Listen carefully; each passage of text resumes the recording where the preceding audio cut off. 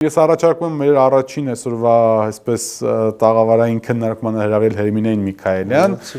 որը փաստացի ոչ միայն ազգային ժողովում մեր լրագրողն է, 24-ը ներկայացնում, այլ նաև ինքը մեր տաղավարային ամենակարևոր հաղորդումներից մեկի հեղինակն ու վարողն է։ Կարճատև այսպես անցումից հետո Հերմինեն կլինի մեր տաղավարում։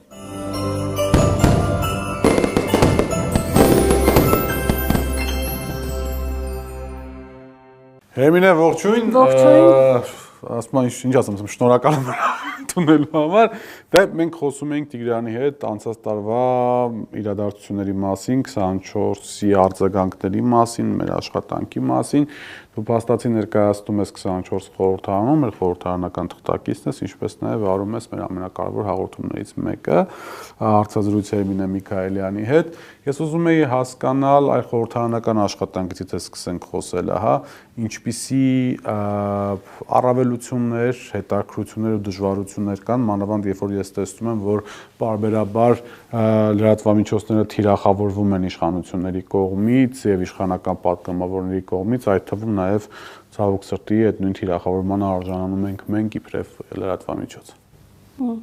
Անսովոր իրավիճակում եմ հայտնվել, միշտ այստեղից ես եմ հարցեր տալիս, հիմա ինձ են հարցեր ուղում, նախ դժվարություններից խոսենք, դժվարությունների մասին արդեն դուք խոսեցիք, որ օթյակից դուրս հանել, խոչընդոտել աշխատանքը, նշեմ այդ հարցի հետ կապված, որ մենք տուժող ենք ճանաչվել 5 լրագրողներով։ Ներողություն ստեղ, Հերմինե ջան, ներողություն։ Մի հատ այդ մասը խնդրեմ մի փոքր ավելի մանրամասն, նորմալ իրավիճակ էր, չէ՞։ Ինչ որ անօրինական քայլ էի կանում, որ եկան ձեզ քաշեցին, տարան։ Ի սկզբանե ուրեմն հունիսի 12-ն էր, հունիսի 12-ն էր բավականին լարված իրավիճակ, Բագրատ Սրբազանը գտնվում էր ազգային ժողովի դիմաց, բողոքի ակցիա իրականացվում, այդ օրը մենք ազգային ժողովի ներսում էինք։ Մեկ տարի էր, չէ՞, այդ իրադարձությունների, հունիսյան իրադարձությունների մեկ տարին էր կարծեմ։ Հունիսի 12-ն է, որ եկել էր Բագրատ Սրբազանը ազգային ժողովի առջև, հավաքված մարդիկ էին, բավական լարված մթնոլորտ էր դրսում եւ նաեւ խորհրդարանում, այդ օրը հիշում եմ, որ Նիկոլ Փաշինյանը եկավ խորհրդարան, ուզում էր ցույց տալ, որ ամենի շատ հանգիստ է, ինքը շատ հանգիստ է, դուրս եկավ ազգային ժողովի բակում, շրջում էր Ալեն Սիմոնյանի հետ, մենք մտեցանք, հարցեր տվեցինք եւ թվում էր, թե ամենի շատ հանգիստ է, բայց հետո երբ որ սկսվեց արդեն նիստը, արդեն ծեծ կրտուկ եղավ, վեճ եղավ, կռիվ եղավ եւ Ալեն Սիմոնյանն ասաց, որ պետք է անջատեք ուղիղ եթերը եւ ուղիղ եթերը որ անջատեցին, դե բնականաբար մենք տեսնում ենք, որ իրար ծեծում են, նկարում ենք ու եկան ու սկսեցին մեզ հանել, քանի որ ես դրան մոտ էի կանգնած, առաջինը հենց ես էի թիրախավորվել, հետո երբ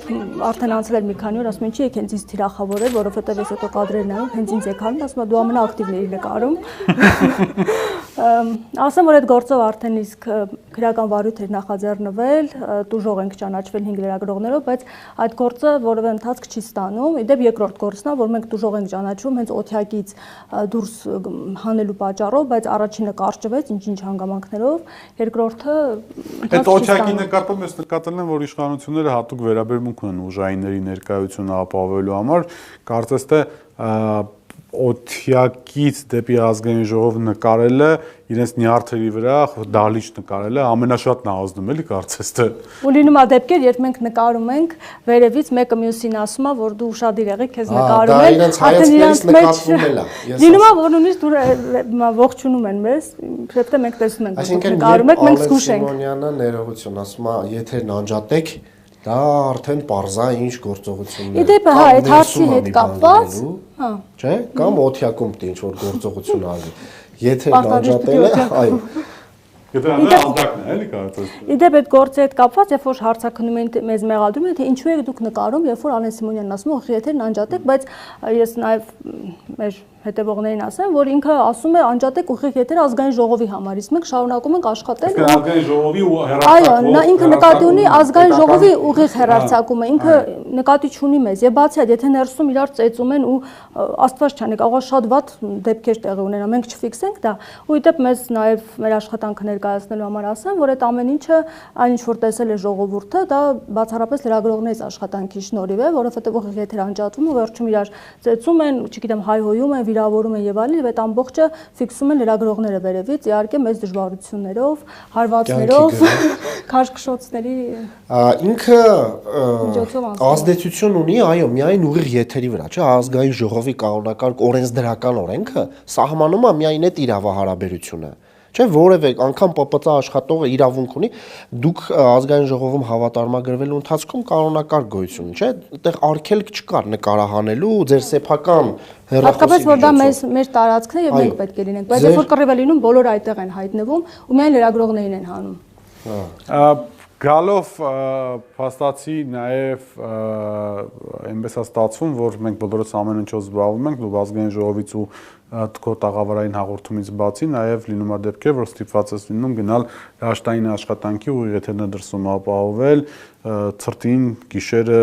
ցերեկը, շոկին, չգիտեմ, անձրևին եւ այսինքն բոլոր եղանակային պայմանների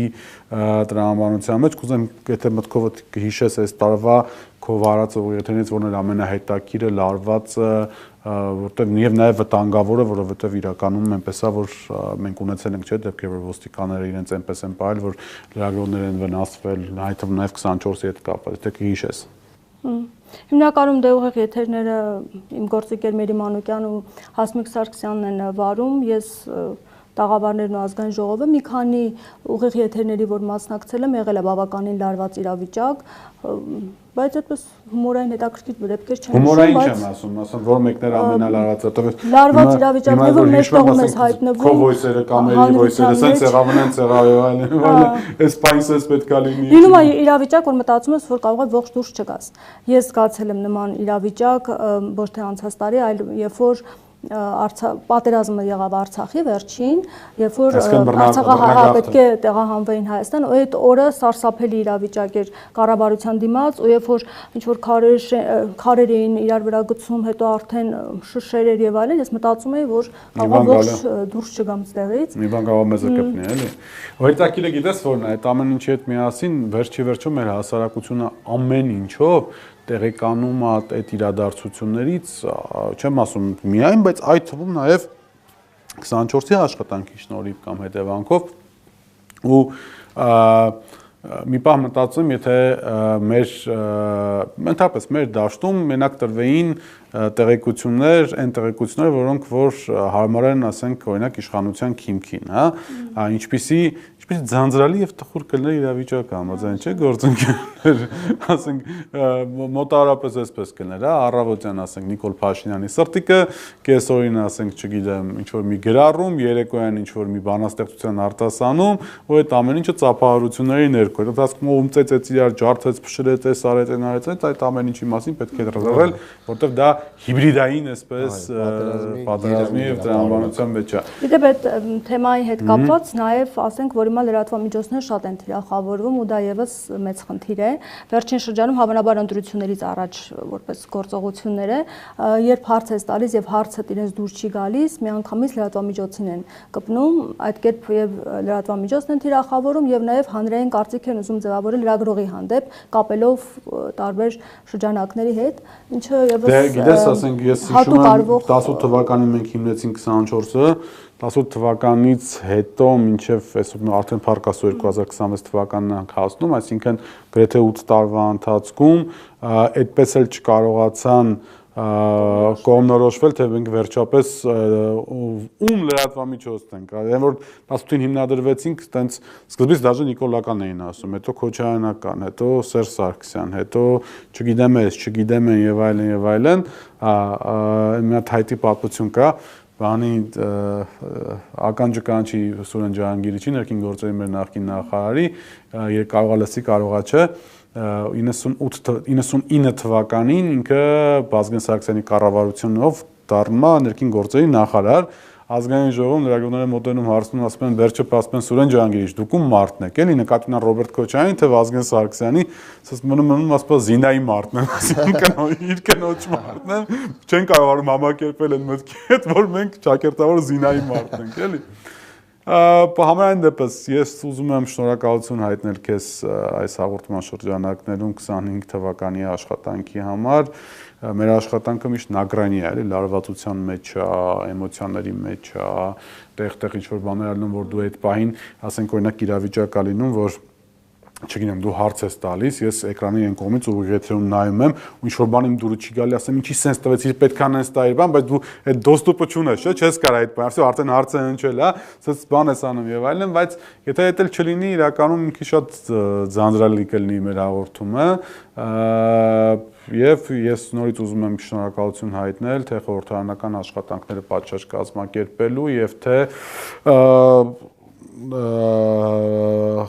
տեղավարին հաղորդումները սիրելի հերոստատետողներ Հերմինե Միքայանի հետ կապված մի հարց կա, որը այդպես էլ չի շտկվում վերջին 8 տարվա ընթացքում, ու քանի տարի ենք մենք իր հետ աշխատում 4-5 տարվա ընթացքում, այդ այնա որ ինքը սոցիալական ցանցերի միջոցով շատ դժվարությամբ է պատասխանում, այսինքն օրինակ եթե ինչ-որ բան գրում ես Հերմինե ասես բան կան 45 րոպե հետո կարող է պատասխանի։ Այդ 45 րոպե աշխարհը փուլ է գալիս, այնտեղ իրադարձություններ են տեղի ունենում, այ միակ բանը որ 2026 թվականին ես ցանկանում որ ձմեռ պապիկը բերի Հերմինե Միքայելը ինտերվալը կրճատի։ Այդ ինտերվալը կասեն 40 րոպե, օրինակ բանական 4 րոպե։ Իդեպ հարցերի հետ կապված մի հարց էլ խոսենք, որովհետև լրագրողները շատ են թիրախավորում, քանի որ հիմա ես հնարավորություն ունեմ մի քիչ բողոքեմ այդ առումով, շատ է հնչում, որ դե այդ հարցը չտայիր, այդպես չաներ, ընդհանրապես հանրության կողմից, որ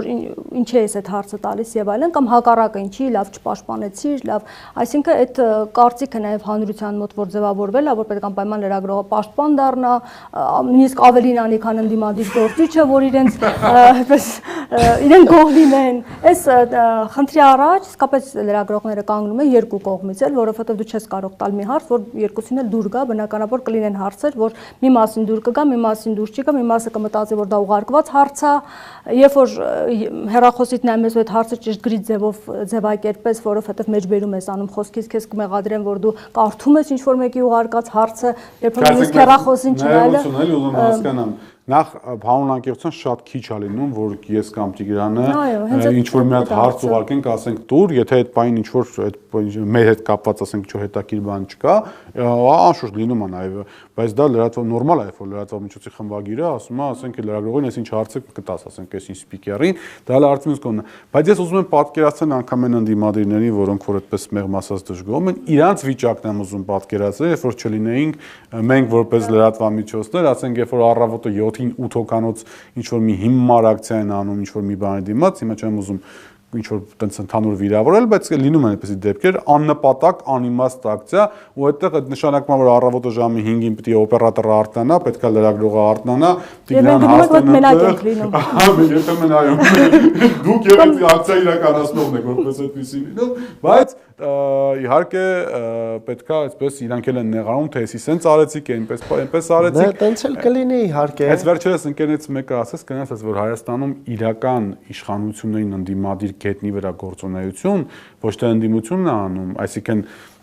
ճիշտ հասկացի, ոչ թե ընդդիմադիր քաղաքական գործունեություն, այլ քաղաքացիական կեցվածք էլի այս ամեն ինչի հետ կապված, եթե լրատվամիջոցներին հանում ես, իշխանությունները իսկապես գրեթե բան չեն ունենում։ Դրա մասին փաստեց մեջ շատ սիրելի սրբազաններից Արշակ arczepiskoposը կհիշեք, վաղին ժամանակ վերջին ասուլիսը մինչև կալանավորումը հիշատակեց, որ ինչի հասել ենք բացահայտում, արդարության վերականգնում, հիմնականում մեծ իմասամբ լրագրողների միջոցով է, լրատվամիջոցի աջակցությամբ, ոչ թե ընդդիմադիր դաշտի կողմից է այդ քայլն իրականացվել։ Իսկ հիմա ես չէի ուզենա բարձրաձայնել, բայց ես գիտեմ Հերմինեն էլ տենց խնդրի բախվել է, որ իրան մեղադրել էին նման ինչ-որ մի բանի մեջ, ես հարցը տալու կամ չտալու մեջ, այո։